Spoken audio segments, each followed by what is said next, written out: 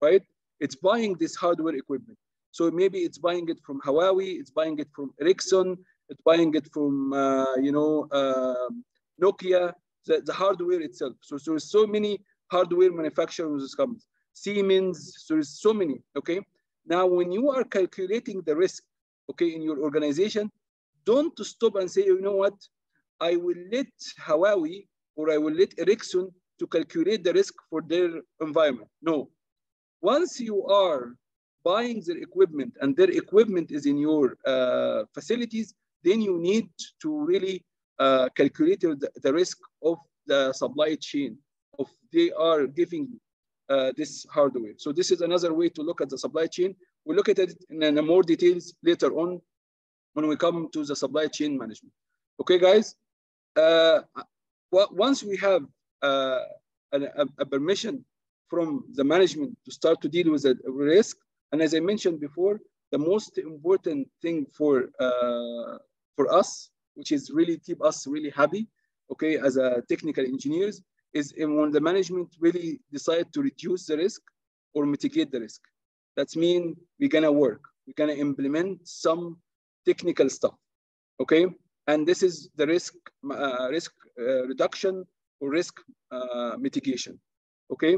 That means we'll be allowed to implement controls. And I mentioned to you guys before, and I wanted you always to talk about it, that's your job in any company that you go work for, okay, or maybe in any interview, to say that I'm here to reduce the risk of cyber attacks, okay, because you guys are relying in IT and to do your business, and I'm here to reduce the risk of someone exploiting your system or someone is really gonna breach your information assets. So this is your job, risk reduction or risk mitigation, okay? And I mentioned in order to reach to this point of risk mitigation or risk reduction, you need to go through all of these steps before. Exactly, Ustaz Lamia. We are gonna apply controls. We're gonna implement controls. So, and again, guys, you know, in actual world, when you go and look for jobs in security, you find teams called GRC, and GRC teams is the one who is gonna do all the jobs. The first few jobs over here, they will be doing policies. They will look at risk inside the organization. They look compliance, some controls that is really coming from the industry standards. So this is the team that we're going to GRC. These guys, they call them the non-technical team.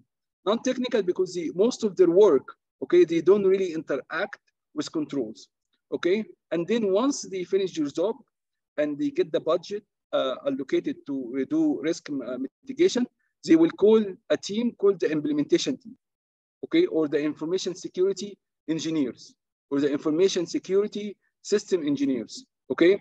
These are the one that's gonna implement the solution. Means, okay, now we highlighted the risk, okay, how can we mitigate this risk or reduction? Okay, now we are implementing controls. They will get some people to work in technical controls, okay? So you can be in this part of implementation. So you really don't know how they done the risk, but you trust them that they did a great job and they highlighted the risk for your organization. And now as you as an engineer or security system engineer or security system analyst, you will implement controls. And I mentioned there's 3 types of controls: policies controls and technical controls, physical controls, compensating controls. There are so many controls exist, but the most important one for us, as I tell you, is management controls and technical controls, because they are related, okay? And we seen yesterday when we were talking about firewall that we need first to write a policy, and then we implement the security policy using technical terms. Have you guys seen this example yesterday? The last example we already talked about before we finish our lecture. Maybe some of you were like a little bit. Have you guys seen the example of writing this? I will remind you in a very quick way. Okay, exactly. So the example of yesterday that we said that we wanted to allow all the traffic coming from outside, okay, to our mail server or mail gateway, okay, except for a certain, okay, client out there. This was basically what we want. So we wrote this in a plain English as a security policy. So this is the security policy. And then we turned this security policy to basically an action using an access list. And the access list allowed the traffic to everyone to port 25, okay, from anywhere to this specific host. And then it blocked source host, which was one that we wanted to block to access this mail gateway. So this is in a very simple thing. So technical control and policies are going hand to hand. Policies is showing the management intent to do some stuff, maybe related to policies, maybe related to passwords, maybe related to the traffic, maybe related to certain device within your organization, maybe related even to certain technology, okay, within your organization. Are we gonna use encryption? Okay, what kind of encryption are we gonna use? How can we use it? And all this stuff. So some of the policy is really related to technology. Some of the policies are gonna related to technical issues within your organization. So there's so many policies. Okay, and another way to look at policy, as I mentioned, policy is a document, and with no enforcement for the policy, it will be useless. So I always call policies is basically a document without teeth. You need to implement the technical control. As I mentioned, the most important thing that you remember between policies and technical control, the examples I wanted you guys to really remember, when you go to the airplane and someone or the host or someone in the airplane saying that smoking is prohibited. Okay, so when they tell you the smoking is prohibited, means that's exactly the policy. Okay, and they tell you, okay, what is the consequence if you don't adhere to this policy. So they say you first, the smoking is basically prohibited. The second step, it will tell you if you violate this policy, okay, what will happen to you? Okay, and some of these, announcement will tell you that if you really violate this policy, you can be really, punished by law or the regulators. Okay, so it can really tell you that there is a policy, and if you comply with the policy, this is a very good thing. If you don't comply and violate the policy, then you will end up maybe questioned by law authorities and all the stuff. And then finally, in order to enforce this policy, okay, we really implement in the airplane a smoking detection system. And once someone is smoking, it will report him right away wherever he is, okay, to maybe the captain or whoever is, riding this airplane. Okay, guys? So this is basically what's happening. So in the same exact manner, okay, we have in our corporate environment policies. We can say that the policy is to create a password, and this password should be, complex. You shouldn't share the password with anyone outside the organization or even within the organization. So we can tell you all things that we need to say about password. We also need to tell you if you violated this password, okay, what will happen to you when it comes to the organization, consequences, or maybe when you violate this policy, what will happen to you inside. I have seen some policies are very restrict to the point that if you do this within the company with your computer, you're going to be dismissed right away. They will tell you right away. Yeah, for example, if you did something really bad using the browser and your computer within your organization, you maybe checked drugs website, or maybe you checked pornography website, or maybe you checked, something really bad like terrorist attacks and how to, do really crazy stuff inside the organization. The policy was saying if you done this within the organization, using the computer of the organization, using the resources, okay, you can be dismissed. Khalas, they will fire you in a very easy way. Okay, but again, policies, okay, is also need to be implemented. So how can I implement this? I will implement this by technical control. A technical control, something like web filtering, that it will really monitor every one web traffic. So I'm telling you, when you go to work in any organization right now, 100% sure, every single thing you do in your computer is monitored. Okay, whether you're browsing to the internet, whether application you install, if they allow you to install anything, okay, whether even your day-to-day tasks that you do is monitored. Okay, so make sure that you are within the company, and this is the sum of rule. Okay, use the computer of this company only for the purpose of they are giving the computer for. So if they tell you you are an accounting, use the computer to access the accounting system and do your job. Okay, don't use your computer to do your hobbies or to purchase stuff online, because this could be a very bad indication against you. Okay, and I mentioned before, some of the policies are really harsh to the point that they can really let you go. And if you have doubt about this, you can Google what kind of sequences that you can have if you do something really bad with a computer at work. Okay, it's called acceptable user policy. Okay, guys, so far so good. Any questions? Yeah, it's clear. Okay, perfect. Alhamdulillah. Okay, so we finished this part and we said that we need to implement controls, and the controls, especially technical controls, are really divided to two or three categories. And as I mentioned, this category is preventive controls, and then corrective controls, and detection controls, okay, and maybe recover controls, okay, which is like a corrective, but I would say recover, okay. So, and that's why if you guys keep looking at NIST, the way that they implemented the framework in the same way, they will say, okay, in the first of beginning, before the attacks happen or take place, to try to make sure that you protect against attacks. And we mentioned some of the stuff that we used to protect against attacks, and which is IEEE. We talked about identification, authentication, authorization, and accountability in a deep details, and we give you a lab how to implement this using Radius and Tacasis server within your organization. We also mentioned that detection controls, if you fail to prevent, okay, you at least have the tools, okay, to detect. And that's a huge topic, and that's why you find a lot of jobs right now in the market coming asking for a SIEM analyst, okay? What is a SIEM analyst? SIEM analyst is basically someone is monitoring your network and monitoring your system 24/7, okay? In a big organization, it will be 24/7, okay? And you can even work remotely, and even you working from home. So it's a great job for people who wanted to enter the, you know, the realm of cybersecurity, because it gives you the convenience to work from home, it gives you the convenience to work on, you know, any working hours that you want, because there are shifts. So you can work 8-hour shift at night if you are a night person.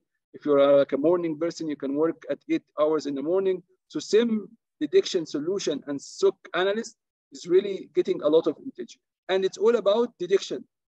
So we need to detect attacks, okay? Because if we didn't detect the attacks, what will happen? The attacker will really achieve their objective. So if the attacker was really after your database, so they can reach your database. If they were after to install like a ransomware inside your network, they will achieve this. So if we fail to prevent, we at least detect them. So we can really, what we can do after detection, we can right away implement, respond, and go back to a normal business, okay? So respond is always after detection. And we always try to make sure that the response time is very quickly before the attacker reaches their objectives, okay? So the response time is basically, it's a whole course that we will take maybe in 2 weeks. It's about incident response, okay? And how we can handle incidents, okay, within the organization, what tools we use to handle incidents, and what we do in a day-to-day when it comes to incident response. And finally, once you find the incidents, once you really categorize it as an incident, once you try to eliminate the impact of the incidents, you move from incidents, guys, to where? To recovery. You wanted to recover your business to the normal states. Why? Because again, if your system is down, that means your company cannot do a lot of work, means they are losing money and they are losing reputation. So you need to make sure that's always, even if there is an attack is happening, you always back to the business right away. Okay, why? Because if your website is down, you cannot make money, then it's very bad. Imagine, I can tell you incident that's happened Facebook. Okay, a few maybe months ago, if you guys remember, Facebook was down for 8 hours or maybe 16 hours, something like this. and it was like a huge fuss about it. I don't know, guys, if you remember this incident. And this was someone inside the Facebook. They did some changes, and it changed the record of Facebook and something called BGP routing. And the website was not accessible. Why? Because if you go try to reach Facebook, it will take you to the old address. And if you are taking to the old address, you will not be able to browse Facebook. So it was a mistake, okay? But this is an incident, okay? They took 8 to 16 hours to recover from this incident. Imagine how much Facebook lost, okay? I'm just gonna give you like a rough figure, okay? The stock market of Facebook went down around $10 billion. So maybe the company at that time, exactly, what at that time was evaluated for example, $250 billion.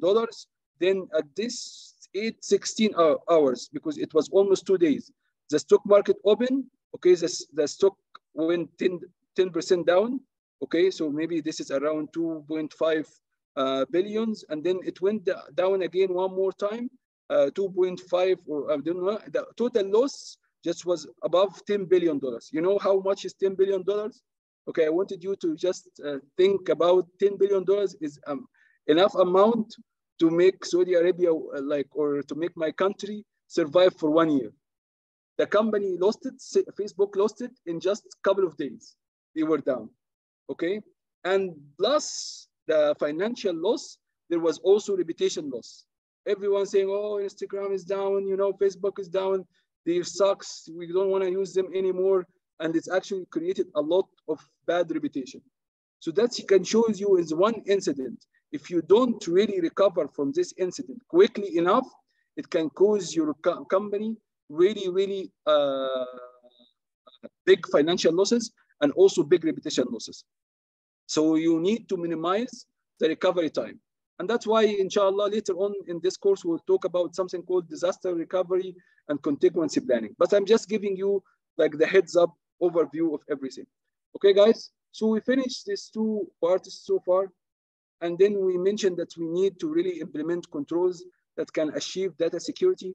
And we talked about, when it comes to data security, we talked about, you know, the assurance cube, and how assurance cube, it means that you need to ensure data security when the data is at rest, or the data is moving, or the data is in processing. Okay, guys? And this is, we called it the cube. If you are in an interview, please make sure that you remember this cube, because this cube can tell you what is the state of the data. Okay, so I have data is either at rest, means it's a file or the database.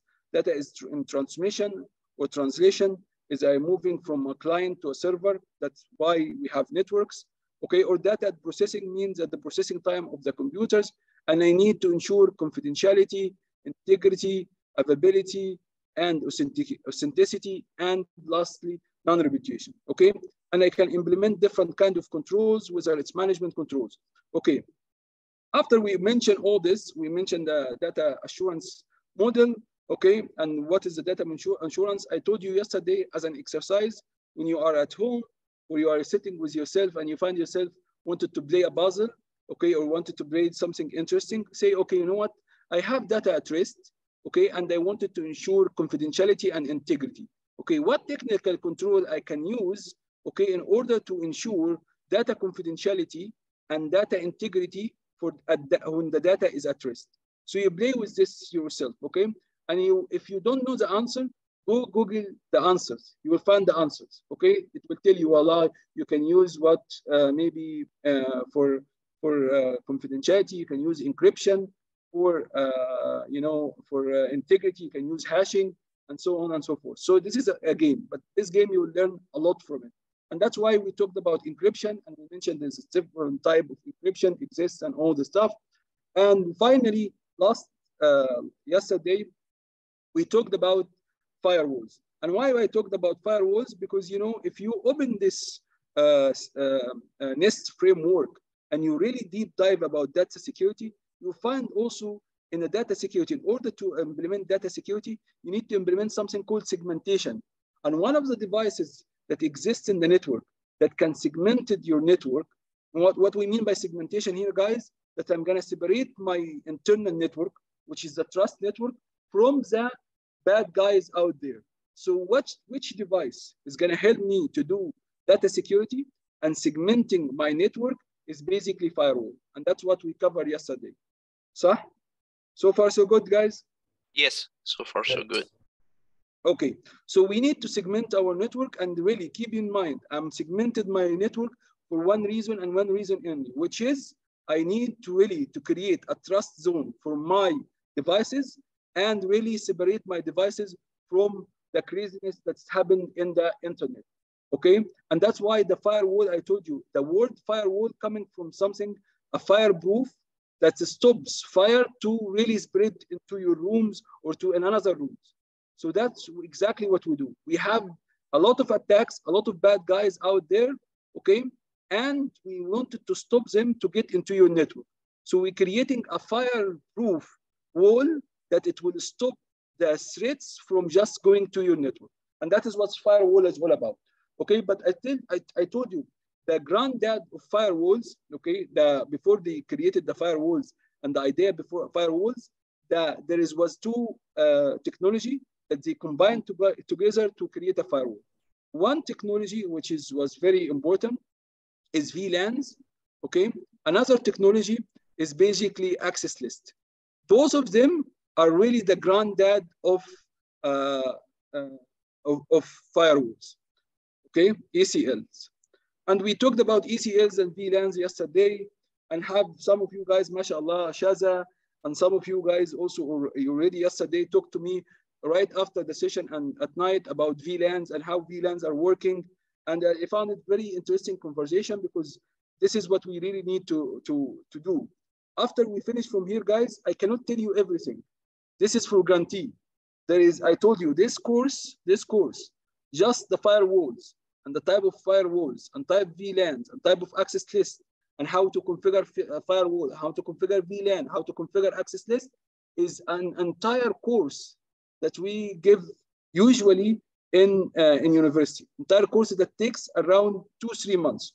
So you cannot really grasp all the concept here in one session, okay? And the data in our website also is not everything that you need to learn, okay? So I'm telling you, you need really to work and read more in order to really understand these topics. But I will just recap in VLANs and recap on the ECLs, and finally we can go ahead and talk about the new firewalls that exist, because we have the firewall born because of these two activities, okay, of these two technology. So they call it generation 1 firewall or first generation firewall, generation 1. The firewall we talked about yesterday, the one that can filter the traffic based on the IP address and the port number, they called it first generation firewall. But after this generation, there were second generation firewall. They called it stateful firewall. And then after the stateful firewall, there came something called application firewall, okay? And after application firewall, they came IPS and IDS, which is intrusion detection system and intrusion prevention system. It's called IPS over here, okay? And once we finished the IPS and IDS, we just had the 5th generation of firewall coming out, and we call it the next generation firewall. They give it N, okay, G, F. This is actually it stands for next generation firewall.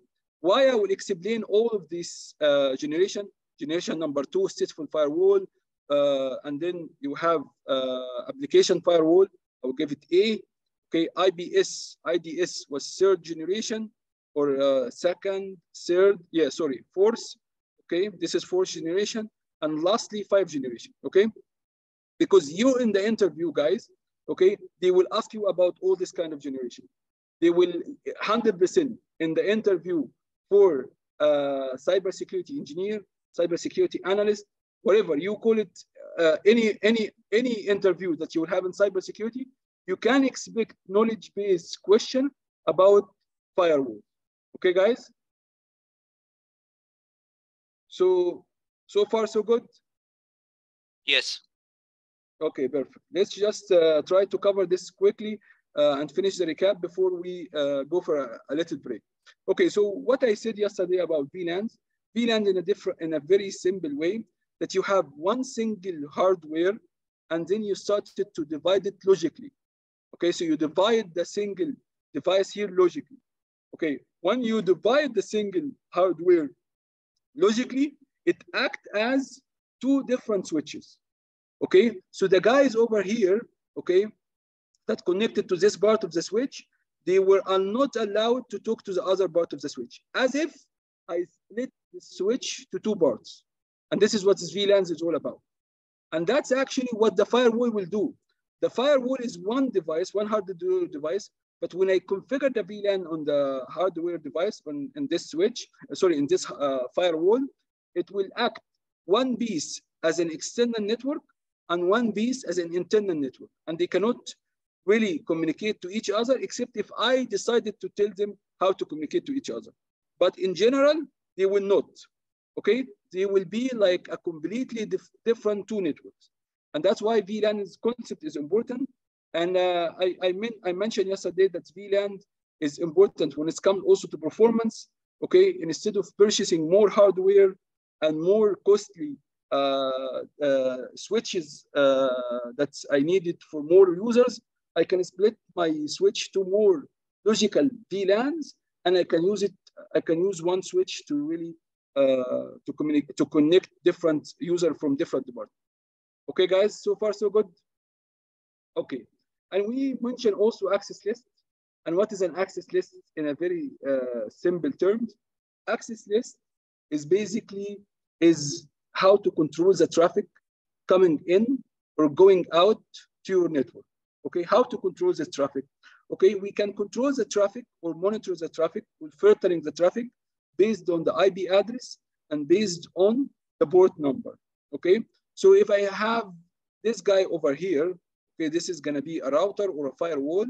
Okay, I can say I will create an access list, and this access list is going to allow certain traffic to get in, and it's going to deny some certain traffic to get in.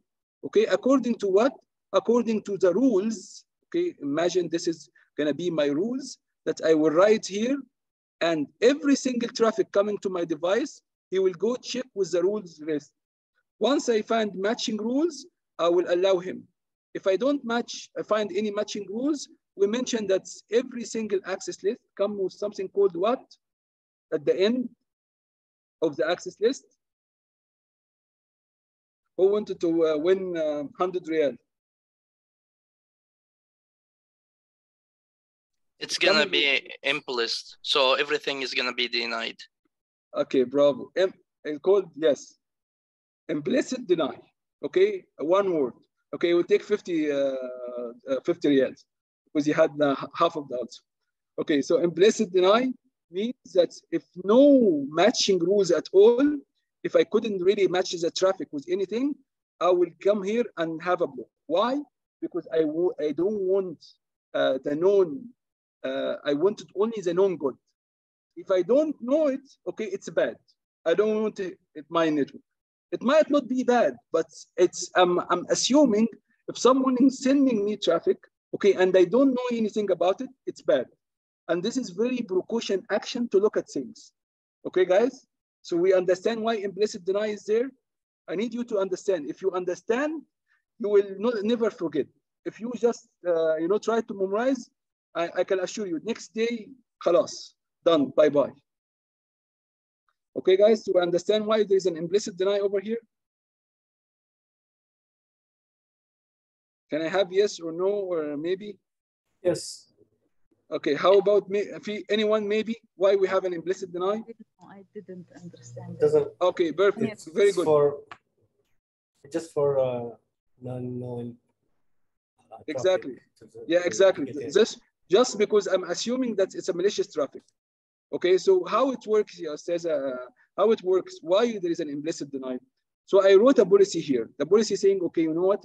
I will allow FTP traffic, okay, in my organization, because FTP, I will use it for uploading and download for. Okay, I will allow HTTP. And I will allow HTTPS because this is most of our traffic right now. Okay. Let's say, Ustaza, okay, this is gonna be my access list. Okay. So someone is sending me FTP because it's already in this list. It will allow him to go into my network. Do you agree? If someone is sending me HTTPS, it will allow him to go inside because it's matching the rules that I wrote here. Okay, let's say that someone from outside, they found that you have a router here and they say, okay, you know what? Let me try to telnet this router. Let's see what will happen. Okay, so what will happen is your access list will look, is it in FTP traffic? No, it will go one step down. Is it in HTTP traffic? No. Is it HTTPS traffic? No. Okay, so why someone is sending you telnet? So maybe he has a really malicious activity. That's why we have here at the last statement here, deny all.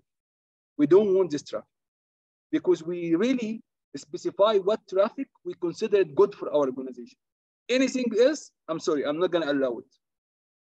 So, Mr. Shadi, if I didn't allow it, like if it's already allowed, it's not denied. And also, excluding FTP, and HTTPS, like doing the reverse of what you said. Does that count also as implicit deny, or what is it? Okay. I don't know if my question was clear, but I can repeat it. Okay, so okay, can you repeat your question one more time? Yes. So if I allowed all the traffic except FTP and HTTPS. Okay. Like reversing what you said. Okay. If you accepted everything except FTP and HTTPS. Okay, you know how many rules you will write? I will tell you what. There is around. So I have to write them. So the default is being denied, right? Yes, but what I'm saying is it easy for you to write everything that you want, or if it's easy for you to write everything that you don't want? Everything I want. Exactly. It's easy for you to say that I would allow HTTP and HTTPS. So this is one line of code. And then you will have at the end here something deny all. So any traffic coming from outside, it will match HTTP or HTTPS will get in. Anything else, it's unwanted in my organization. I don't want it to be here. I will close it by deny all. Because I think if I requested something like other than FTP and HTTPS, it will be allowed, right? Like if I have a remote desktop. Yes, like, you wanted remote desktop. I'll tell you what will happen. Remote desktop, it's called RDP. Okay, yes. RDP is using port, I think, if I'm not mistaken, 139 or 135. Okay, it will come. Okay, this port is here is 80. Okay, and 443. Your firewall will look. Is RDP is 80 or 443? No, this is traffic. I don't want it inside my network. It will close it right away. If it's not requested, but what if I requested it? You requested. You write a rules here. No, I didn't write a rule. Let's say I'm in a company or something, and the firewall has only FTP and HTTPS. All right. Yes. So me as an employee, I'm requesting like from the IT team to solve a troubleshooting I have to troubleshoot. So they asked, or I requested a remote desktop, so they don't have to come to my office or something. Okay. That will be allowed, right? Because I request. Why it's allowed? Why it's allowed? I don't know. Within your network, let's say this is your computer in your network, okay? And this is the IT guy sitting over here. This is the IT guys, okay? And your computer is here, connected to a switch. This is a switch, multiple ports. And this is here, over here is your computer. And this is, I'm sorry, who is talking? Lamia? No, it's Maha. Maha. Okay, Maha is sitting here. Okay. This is my firewall, Maha. Okay. Every single thing here called trusted. Okay. So the traffic from the IT to your computer, it will not pass by the firewall. And that's actually one of the disadvantages of firewalls. You know that? You know, because anything that happen, if you have internal threats, okay, if these IT guys are trying to reach the RDB here, okay, there will not be really issues with the network firewall here. If there is some attacker inside your network, okay, it will also be a piece of cake for him to access your computer. Except if you have here in your computer, okay, a firewall, enabled firewall. Okay, so in order for the IT, instead of them coming to your computer to really do the troubleshooting, is they need to enable the personal firewall here, okay, to accept the RDB traffic. Then from their offices, they can really reach your computer. But your network firewall is completely blind. It does not see this traffic. It does not act in this traffic. Yes, but okay. like I'll give you another scenario. Yeah. The scenario that is really dangerous, which is I feel that's, and even the American government, they stopped this last year by a presidential, a decree. Is if you have an employee, he's outside, and because the COVID-19 situation, he wanted to RDB to his computer at work and do his job. Okay, because some of these computers are not moving. This is like a desktop, a desktop or a server. So what this guy who is sitting outside the network, he would RDB to the network, to his computer, and then manage to access the stuff inside. This is really, really bad implementation. Why? If someone managed to steal your username and password, okay, and you don't use a multi-factor authentication, once you enable RDB from external, if your username and password is compromised, he can use this RDB connection to access a computer inside, and once he's inside, game over. Okay, yes. And that's why a lot of companies right now, they checking their policies and removing connection from RDB or SSH or Telnet from outside the organization. Because I told you, if you lose your username and password, and this is very high probability. Why? Because you are sitting here with your computer at home, okay? You cannot go to work because the COVID-19 situation or whatever situation. But this computer at home that you are using, this is a personal computer. It's not protected. Really, it's not protected. What I mean by not protected, you maybe have an antivirus, but this is the maximum that you have, okay? And if you get an email from outside, you click and open the link. If you have your personal emails, 100 emails, phishing coming every day. If you install, you have also admin rights. You can install an application, and this application is basically a Trojan horse, okay? So this computer is not protected. So once the Trojan horse or a spyware installed in your computer, they steal your username and password, they figure out who you are, and next thing you find someone from China or someone from Thailand is connecting to your network at internal network using your username and password. And because you are not doing a great job when it's protecting from outside attacks, you are basically done. Your whole organization is really in a really bad mood, in a really bad situation. Okay, guys? I hope this answers your question from outside the organization inside. And that's why we mentioned yesterday, it's not enough to enable the firewall or network firewall. We can really need to enable also the personal firewall. And we mentioned also there's something called IBS, IDS. We'll talk about this, inshallah, in deep details today. But all what I wanted to say in this recap, that you really need to take segmentation in a very, really serious when it comes to network security. You need really to separate your trusted network from the outside, and also you create something what we called yesterday DMZ, which is, I think that I have added a slides for it, right? Today. So this is the firewall, okay? This is, you created a segment, which is called trusted, and another segment was called untrusted, okay, guys? And you also, there's some of you guys told me, what is DMZ is all about? I said, yes, DMZ, the whole purpose here is to create an area which is I will enable outside world to communicate with. Why? Because I don't want someone okay, when he communicates with my internal network to compromise this machine and will be within my trusted network. So I created network with less security measurement than my internal network. And that is very important. So this is at 3 segments. I have seen companies, guys, they have 4 segments. Some companies, they have 5 segments. So they have 2 DMZ, and every DMZ is different. So they have a DMZ for their email servers because it requires some sort of, of permission. And they have another DMZ server for their web application. Okay, so they created multiple DMZs in some situations. Okay, but the whole idea behind DMZ is to create an area for public access. Okay, why? Because I don't want the public access. When they access anything, it will be in my private network, because this is going to be opening in a hole.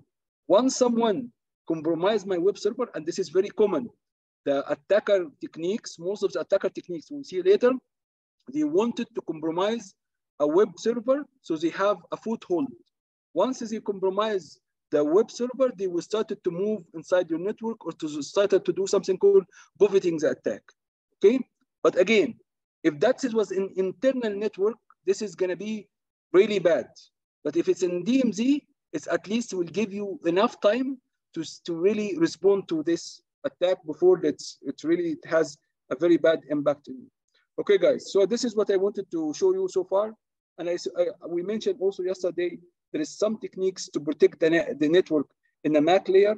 There's some techniques to filter the packets using the IP address and using the basically the port number, which is access list. And today we will look at something called circuit gateway or something called stateful firewall, which is I would say the next generation firewall, because I will tell you what is the issues with the first firewall. Okay, what was the mistakes? Or not mistakes. At that time was not mistakes, but then they realized we can do it in a much better way. So we moved from packet filtering or stateless. I will explain what is a stateless in a bit. Stateless firewall to something called a stateful firewall or second generation firewall. Okay, but before we go to really talk about stateful firewall, I will just remind you about TCP/IP, because we need it today in our lecture. So if guys, you wanted the break, or we just can keep going? Can we go get some teas and come back? No, keep going. Okay, no worries. Okay, so I will explain what is TCP in one more time, and I will explain the. Do you guys agree, or I wanted to have everyone in the same booth? If you guys wanted some break, you can say. Let's say who wanted the break. Agree with you. Let's keep going.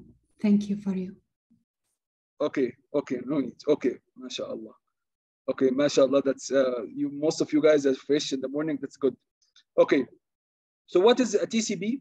TCP control protocol. TCP. It's all about, guys, if we have 2 computers, okay, they wanted to communicate with each other. Okay, we mentioned that we need a common language for them to communicate. This is the easiest way to look at it. And this protocol is 2 parts: the TCP part and the IP part. Okay, and the TCP part is all about segmentation. Segmentation means I will do my packets in a small segment, okay, and I will send it over the network. Okay, and we need the IP to deliver these messages from one network to another network until it reaches to the destination.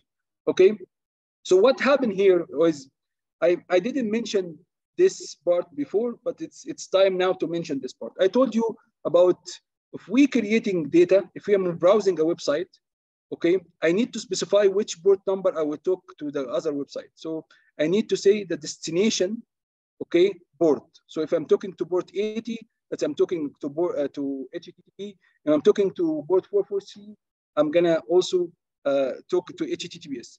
And I mentioned how you get the source address and the destination address. We mentioned this. The source address we get from DHCP, okay? The destination address we get from a service called DNS, okay? And also yesterday we talked about how we get the MAC address and the destination MAC address. Your MAC address of your network card is gonna be in the source, and the destination MAC address, it depends on something called ARP protocol. So it's gonna be. And then we talked about the physical layer, which is, you know, the twisted pair or STBs and all this fiber optics stuff, or even wireless. So we talked about this. The only thing that I didn't mention, how your computer, okay, get the source address. Sorry, the source port number. So the source port number is gonna be assigned when you create the connection randomly, okay? And it's gonna take, okay, you know how many, first of all, let's tell you that every computer does have up to 65,000 port number, okay? Some of them are well known, like 80, 443, SMTP, 25, FTP, 20, and the 21, and so on and so forth. So the well-known ports is gonna be from 1 all the way to 1,000, okay? And then the rest is free to use from 1,000 all the way to 65,000. And when your computer initiates the first communication to the servers online, it will pick random port. They call it this immersive ports. So immersive port is a random port that your computer, it will use to just, you know, create the connection. And when this guy over here gets your communication, it will get it in a well-known port, which is 443. If you didn't know this operation, now I completed the puzzle. The puzzle means how your computer really create all these tapes. Okay, in order to create these tapes, first of all, this destination port is the server port that's open for communication. Okay, the source port, now I completed the puzzle. The source, I get it randomly. It's assigned by a computer and they called it immersive ports. Okay, guys, once your data is gonna go and leave the, here, if you guys can see, the immersive port here is 23060. Okay, this is the random port that your computer changed. Okay, and what happened is, if you can see over here, okay, your data basically that comes in the segments is now is gonna be enveloped or encapsulated, you name it, okay, in IP address, source and destination until it goes from one network to one network to one network until it reaches the destination. Okay, if you can tell here, I really said 1, 2, 3, 4. That means I segmented my data. It's usually, it's one file I wanted to send it to this server, but because I'm using TCP, TCP will segment the data. Segmented means I will cut it to a smaller chunk and I will give also segment ID to each one of these segments. Can you guys see? We started to put the segments. Why I'm giving the segment ID? Because TCP is a reliable communication. What we mean by reliable communication, if I lost one packets in the way to the destination, and that's maybe happened because maybe there's a congestion, maybe one of the routers is down, maybe the interfaces was not in a proper way, in a proper format when he started to send the data, or maybe the destination discarded one of my segment, so I need really to retransmit. Exactly, bravo, Ustaz Anwar. Now what I'm saying, in order to, we giving the segments ID, so if we lost one segment, the TCP, because it's a reliable control, it will do something called retransmission, okay? Because the other computer will say, okay, I received segment 1, 2, 3, 4, 6. Okay, now if the computer there is saying that he received 6, you know that you have missed 5. So you do something called retransmission. Okay, guys? This is how TCP works.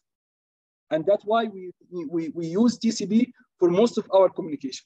Most of our communication we do using the TCP because it allows us to redo retransmitted for the lost or for the damaged segments. Okay, guys, so far so good.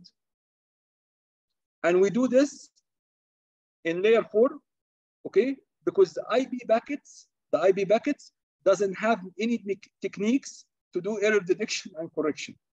Okay, also TCP doing something like called the flow control, and you know, and Windows and all the stuff. And in a very simple terms, what is a flow controller is when you are sending data, and really the server here cannot really handle it because you are sending in a very rapid format.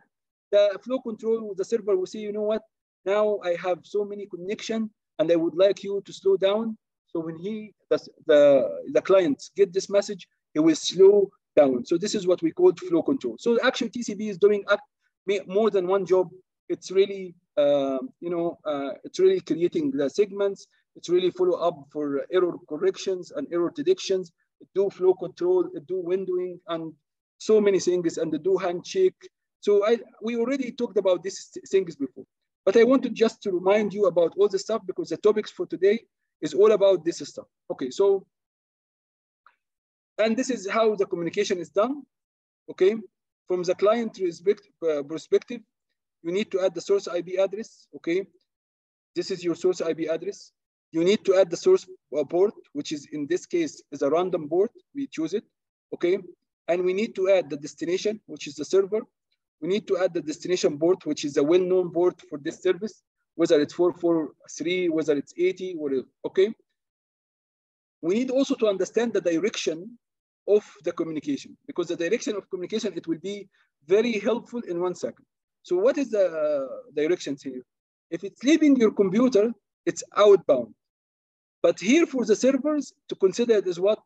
Inbound. Okay, again, because the firewall work in outbound, inbound communication.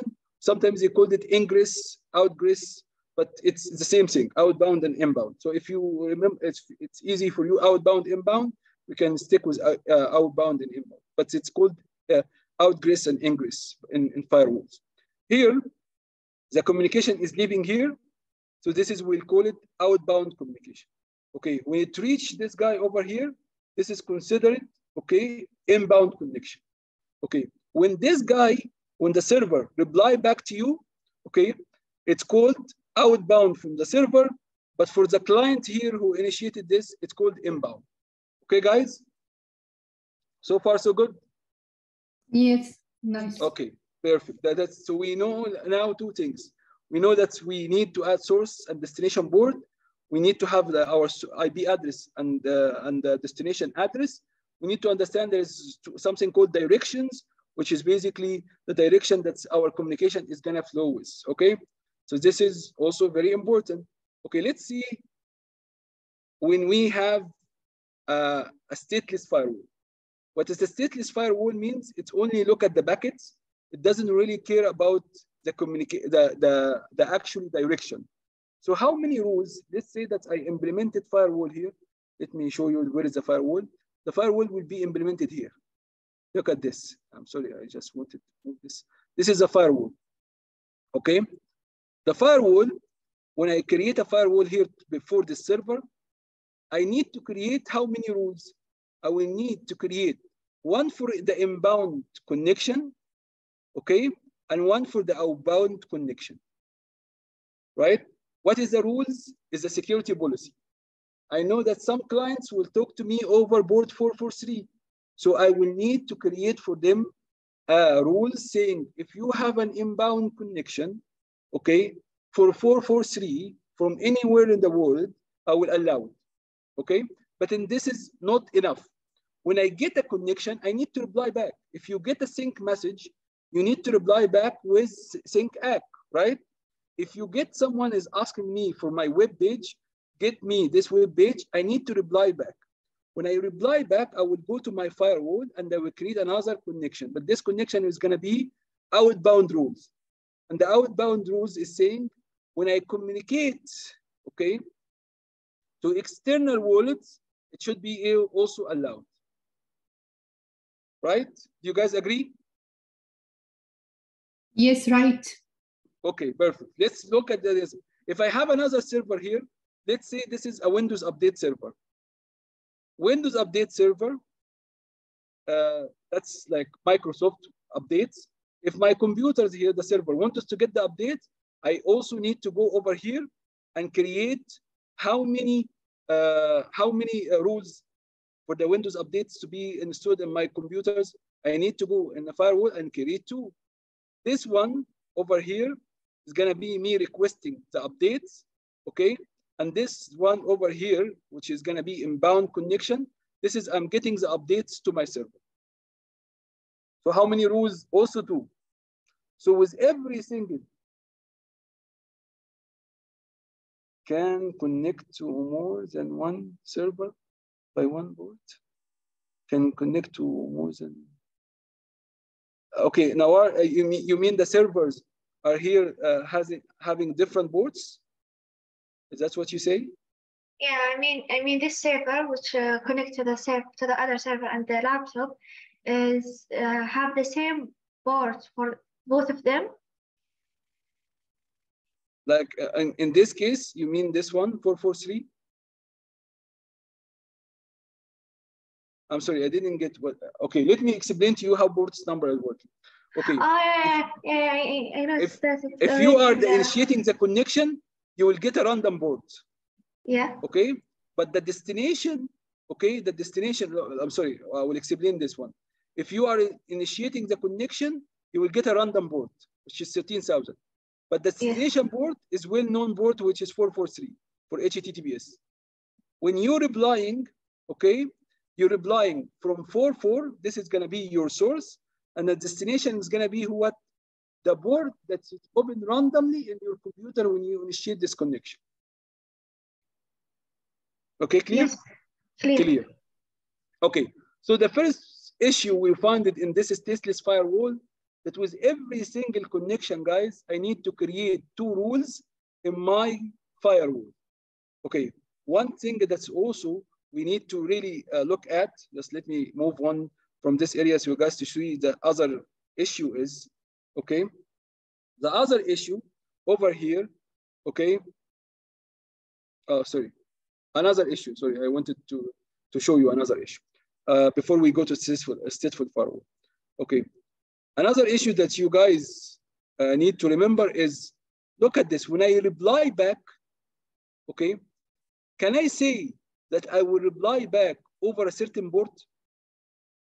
Like this time, I'm replying back in 1,337. But maybe there is another client on the internet, because he wanted to communicate with me, he created a complete different new port, which is random port, and start to communicate with my server. So maybe he created 15,000. So now when I reply back, I need to specify that I wanted to communicate with 15,000. Another computer somewhere in the world, in the earth, he said, okay, I'm gonna use 20,000. So that means the outbound connection here, it's really to have to be open for every single port from 1,000 all the way to 65,000. Okay, which is really, when it comes to security, something really doesn't really make sense, because I'm opening all the ports for my own outside communication. It's really tricky. Okay, so first of all, I have to create 2 connections. One of these connections is gonna be opening for everything. That means that if I'm gonna communicate with an attacker, even this communication will be allowed. Why? Because I open all the traffic from 1,000 to 65,000. Okay, so what is the solution? Okay, and the solution, we said the stateful firewall is dumb. Okay, I need to create so many rules. One of the rules is really basically opening the connection to everything outside. So let me move to one more intelligent device. And that is what a stateful firewall is all about. Look about the stateful firewall. What is the stateful firewall to start with? Okay, stateful firewall is an intelligent firewall. This guy over here, that it will keep the state. Means what?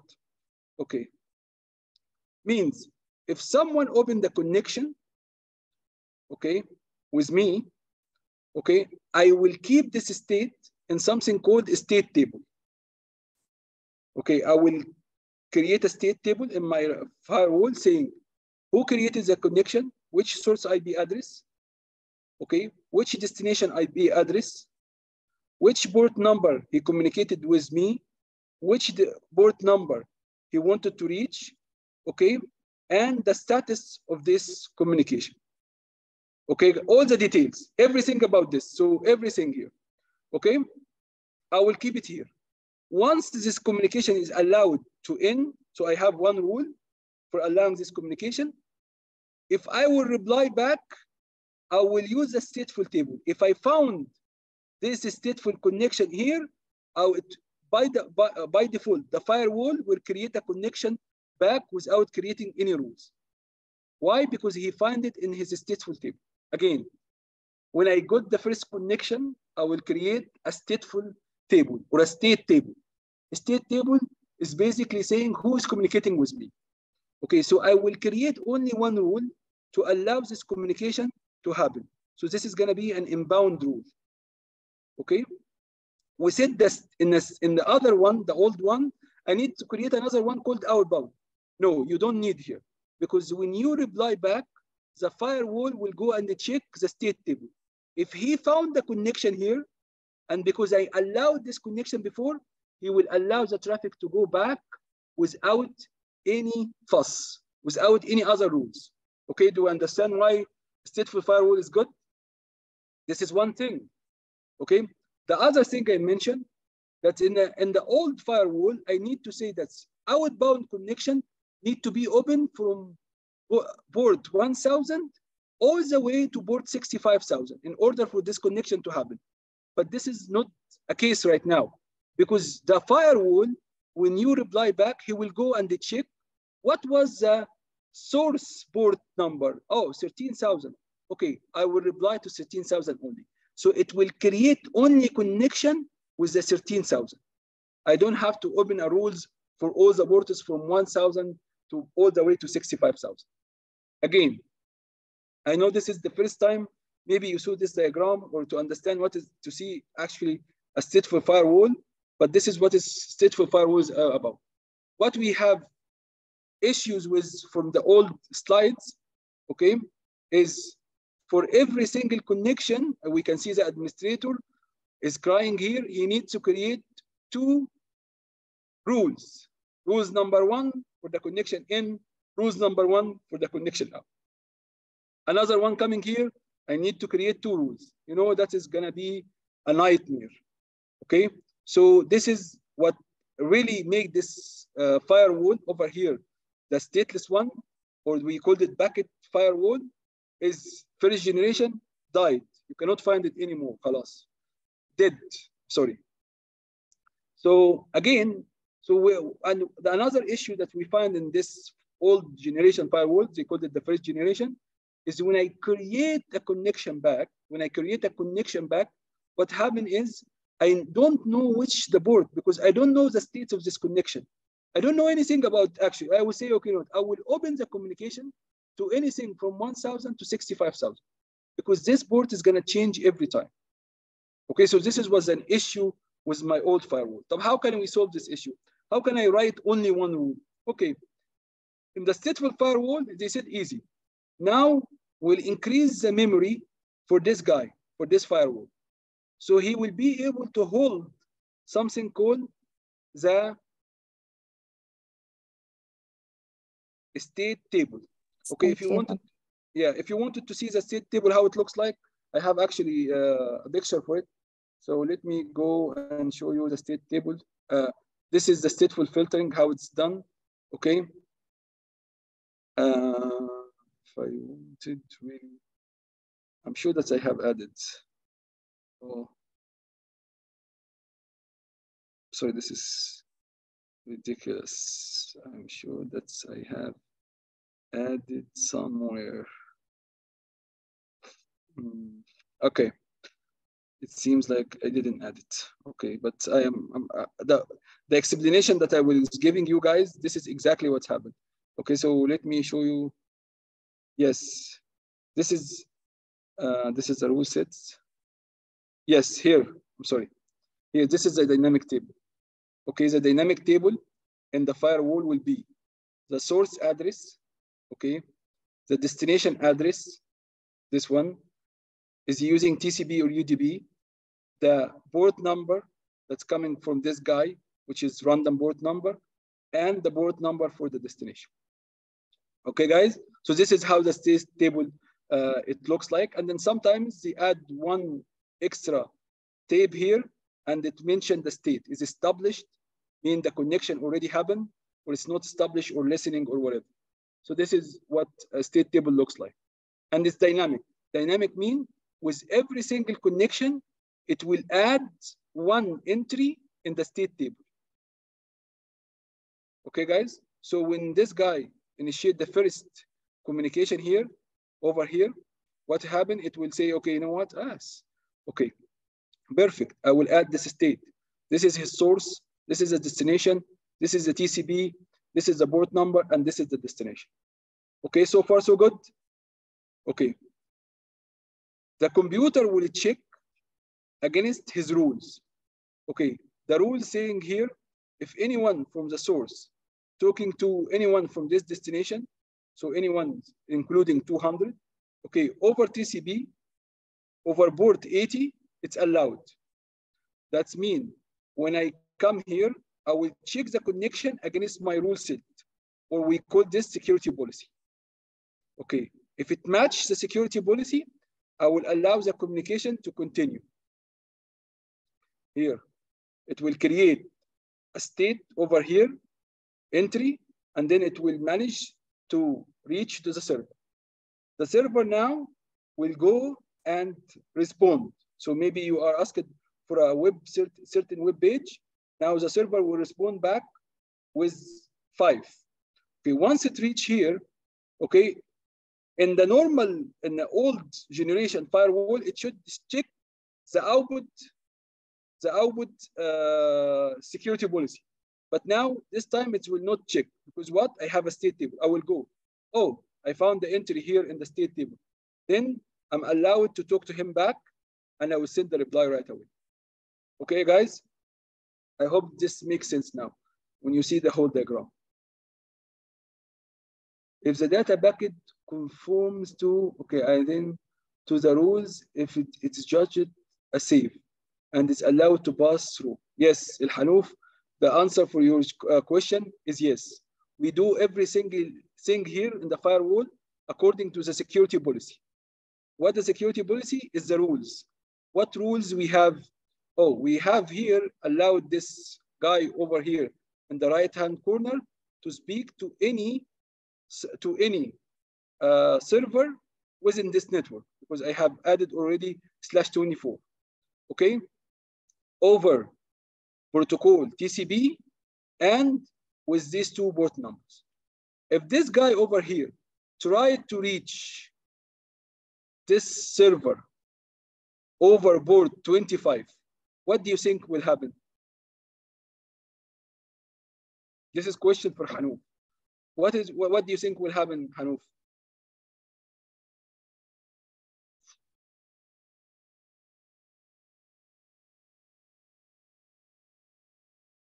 Okay, let's say that this guy over here, he decided to reach the server, which is 210.1.1.100 to 200 over port 21. What will happen in this case?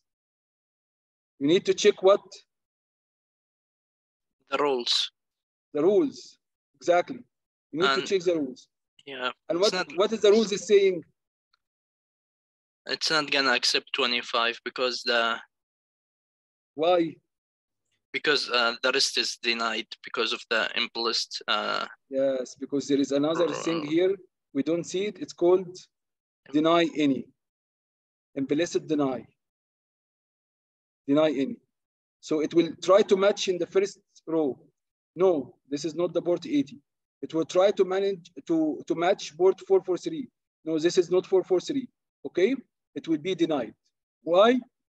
Because it will not find anything dynamically here, and the rules here saying deny all, because there's an implicit deny.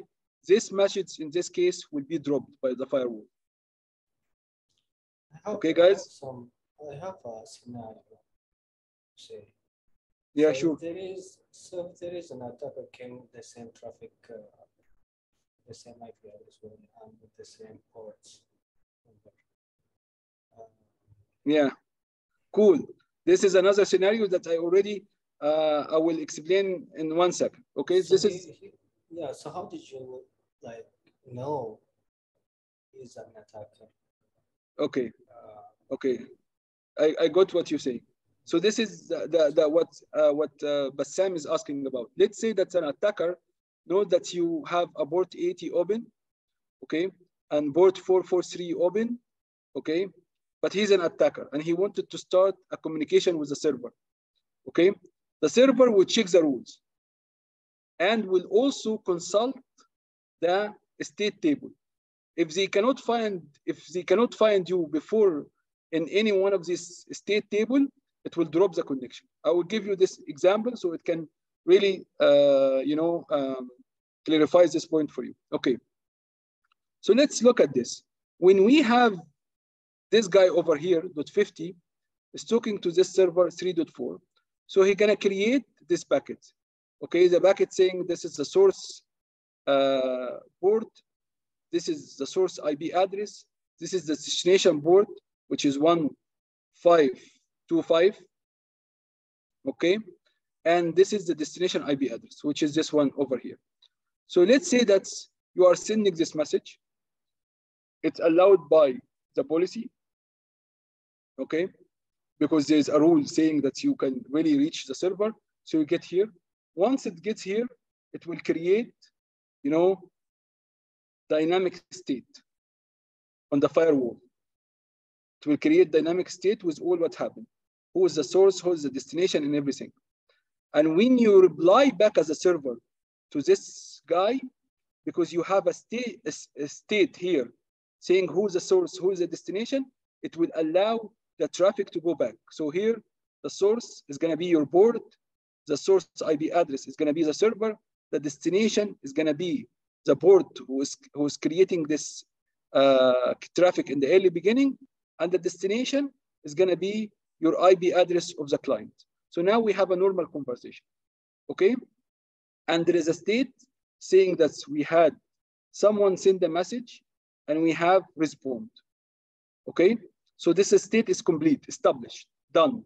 Okay, let's say after a while, the server itself, okay, or maybe because it's compromised by a malware, or maybe it's compromised by an attacker, he wanted to initiate a communication with his command control center, okay, without having any dynamic state. Look what will happen.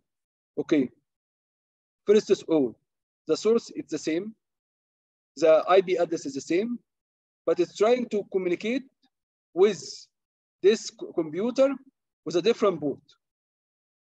This kind of communication will not be acceptable. Why? Because if it's gonna go, it check the station, the stateful dynamic table. It will find, okay, we had communication initially with 3264. Why now you are coming to talk to 2040? Or maybe you are trying to communicate with a different IP address. There is no state in my stateful table. The firewall at that time will not accept this connection and will close this connection. Do you understand what's happening here? So your computer decided to really communicate with someone externally without previous any communication. So so apparently it's going to be the different for the location of the IP address, but how we can specify if it's from the same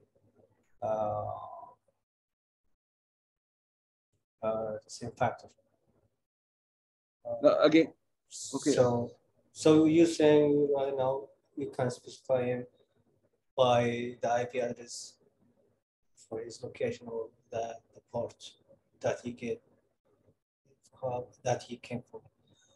But I mean that if he came from the same source that already known from your in your server or in your source table. Okay.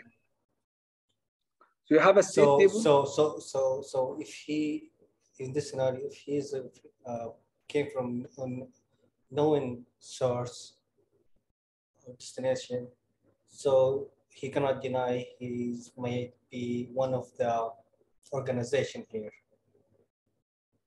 But he's an attacker. Okay, so you mean let's look at this scenario. Okay, so we have an attacker here. That's what you're saying. Okay, and he coming from externally, trying to talk to your server. Okay. Yeah, with the same everything, like with the same information, with the same. Yeah, he's gonna put everything. Okay, it will allow him to go in. Okay, if he has a proper port number, a proper IP address, a proper destination address, a proper port number open, which is 80, maybe in this case, okay? And you have your firewall, you wrote your security policy to allow port 80, and this attacker have a special malware to deliver to your computer. If all this data is okay, it will allow. And that's why the second generation firewall was limited. Why it's limited? It's very good when it comes to the source address, the destination address, the state table, how can I initiate the connection, but is not aware about what happened in the application layer. So for example, if I am sending a message and I have here sync flood or HTTP flooding, okay, in the upper layer in the application, these messages will come to the firewall will not stop it, and it will reach the server and cause me damage. And that's why second generation firewall was already combined with something later on happened, which is called application firewall. Now we understand the full picture, why I keep them in generation. We keep them in generation, guys, because the first generation was completely useless, was just a VLAN and access list. He doesn't know and the state. We need to create so many rules for every single connection. So done, already did, long time ago.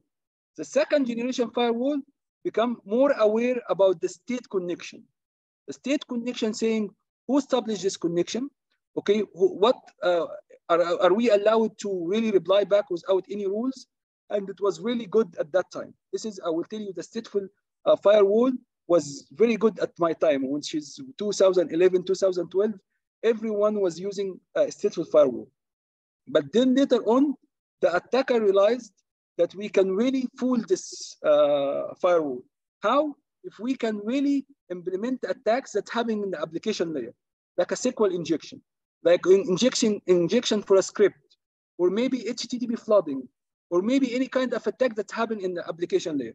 And that's why, guys, when I really wanted you to remember what is the difference between firewall, remember where they are working. And that's why I created this specific one here. In the beginning, you have a bucket filtering, which is stateless, which is the first one in the layer 3. And we had the stateful firewall, which is generation number 2. And then we have something called application firewall. So the application firewall is application aware. But the stateful firewall was good to really monitor the traffic and really filter the traffic for all these layers.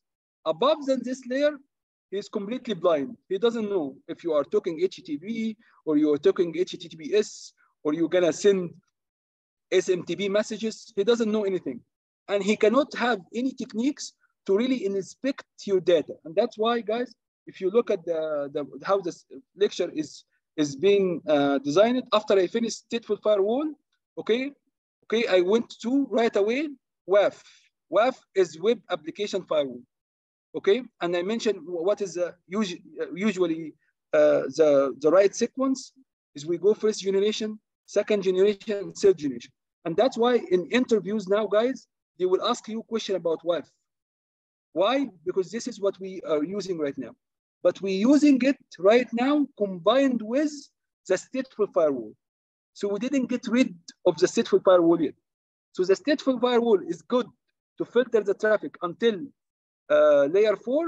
And then for the upper layer, which is the application and session and encryption, to look even to encrypt the traffic, some of the WAF firewall can really install the certificate on top of it, and it can decrypt the data and can see the data. Why? Because when they created the early beginning WAF, guys, it was not encryption aware. So the attacker said, okay, you know what? We can fool this stateful firewall by creating attack, okay? The web application firewall can understand that it's HTTP, and they can stop the data. Stop if we send an HTTP or maybe we send an injection script. But I don't want the firewall to see this. So what the attacker started to do to encrypt the data. So the data comes to the firewall doesn't understand encryption. So it really passes the firewall to the destination. And then at destination, the server here can really decrypt the data and see the messages. And they said, okay, let's us fool the firewall here. That's why some of the firewall application now they install the certificate, the private key here. So you really be able to decrypt the data here and see if it's a really attack before we forward it to the final destination. So mashallah, the attacker are really the one who is actually driving this business of firewall. Okay. I hope this is not like really advanced.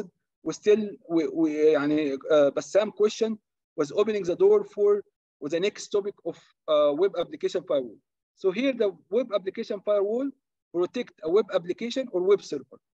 This time now, we are not saying that we protect our network or filtering the traffic because this is done by the stateful firewall. This time, I'm really worried about my application, my web server. I'm really worried about my SMTP. So I need a firewall who is application aware. They called it this application aware. Not only application aware, they are session aware. They understand there is a session now between me and the server. They also user aware. If the user started to do something malicious, like injecting some sort of data inside an input field, it can feel it.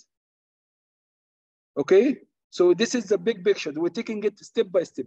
So the WAF is an application firewall that is really meant to really look at your web traffic. And that's why, guys, if you look at this diagram, you will find our stateful firewall is still here. Why? Because this is the guy who is going to filter the data. Once the data moved from here, it will go to this guy over here, which is going to look at the application layer and inspect this data inside. Okay, whether this data is really benign or like really good data, or it's a bad traffic. Okay, and finally, if this guy said it's okay, it will be reached to your web server. So, okay, what kind of attacks I'm expecting? I just wanted to highlight the OWASP top 10. I don't know if you guys heard about OWASP top 10, because this is the main functionality of the WAF. Okay, so there's a group on the internet or the website on the internet called OWASP. And OWASP, they are basically researchers. They talk to different researchers from everywhere in the world, and they will say what kind of attacks you've seen in your web recently. And according to the data they gather and the surveys they send, they come up with a list of the top 10 attacks that happen in the wild, like injection attack, cross-site scripting, SQL injection, and they started to really rank this attack according to how many attacks happen in the wild, okay? And they come up with lists that are updated every 3 years. They called it OWASP top 10. Okay, Taban, if you've never seen it, that's okay. Okay, all what you need to do is to go to the website over here, okay, and say, you know what, I wanted to check what is OWASP top 10 looks like. Here, I need this one, sorry. Oh, okay, thank you very much, Hanouf. Yes, Hanouf already OWASP top 10. By the way, the top 10, guys, is top 10 for what? For web, because they have top 10 for cloud. They have top 10 for mobile application. Okay, so there is OWASP top 10 for a lot of stuff. But I will just, they have OWASP top 10 for APIs. Okay, so, and all of them are like really good to read about.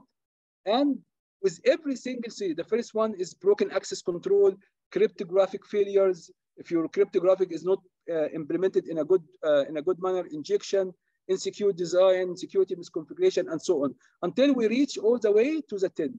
Okay, with every one of these guys, with everyone, they will tell you what is the trigger this attack, what trigger is attack, and then how to prevent it. Okay, so what the engineers they do. I'm sorry, just let me just clear all this mess, and then we.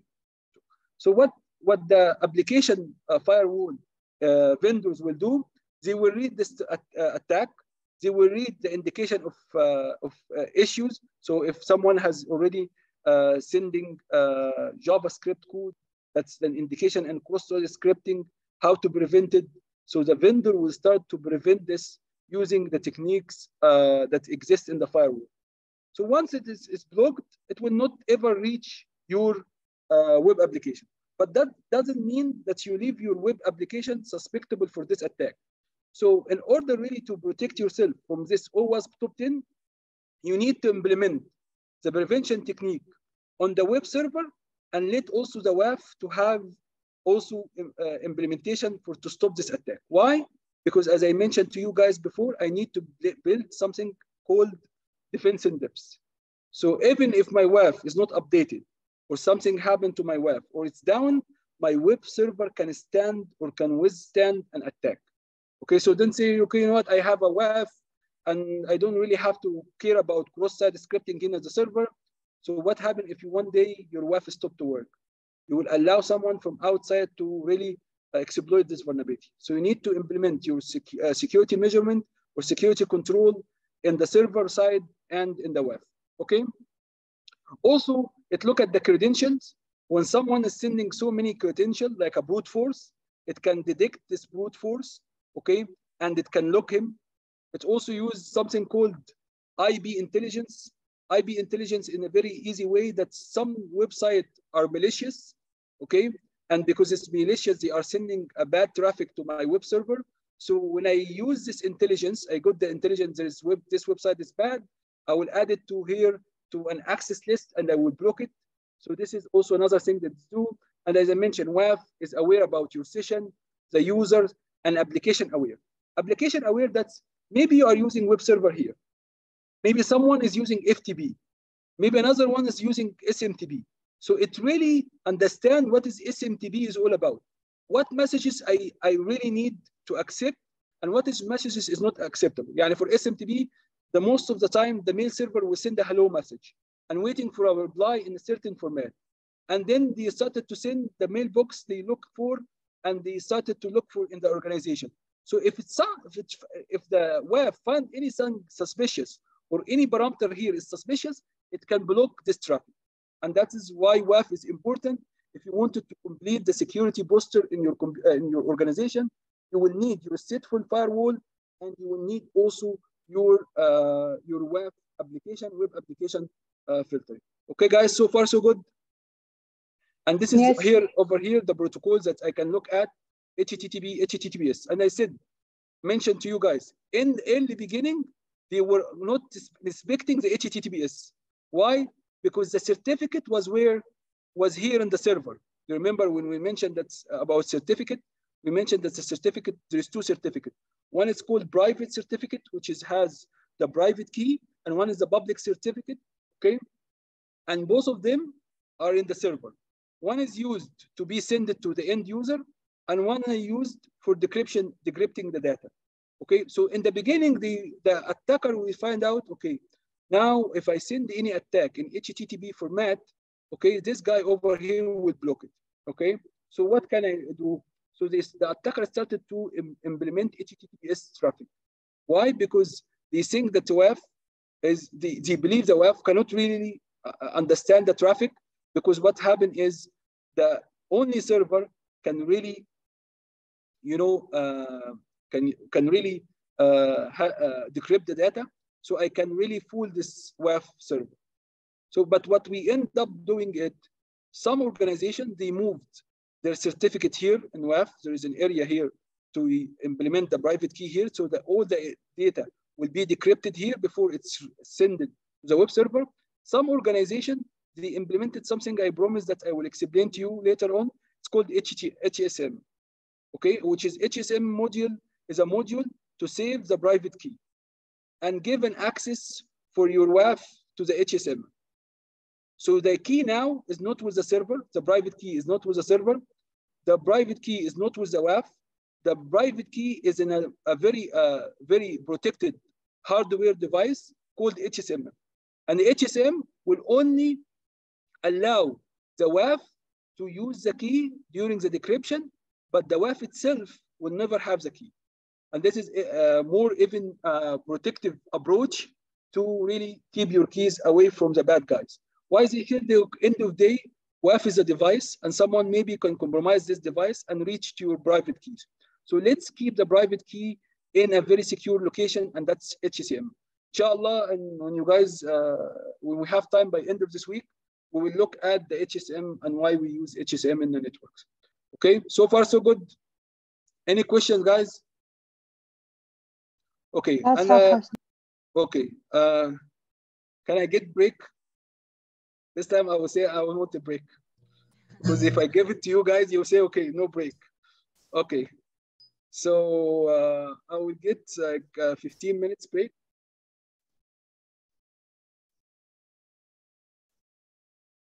Okay, this break is good. Okay, so when we will be back, like 12? Yes, it's okay. Okay, not 12. 11? Man. I mean, sorry. I mean, not 11. Okay, so now it's we're back, inshallah, 11:05. Okay. Okay, thank you. Okay, see you guys. Enjoy the break. You too. Thank you.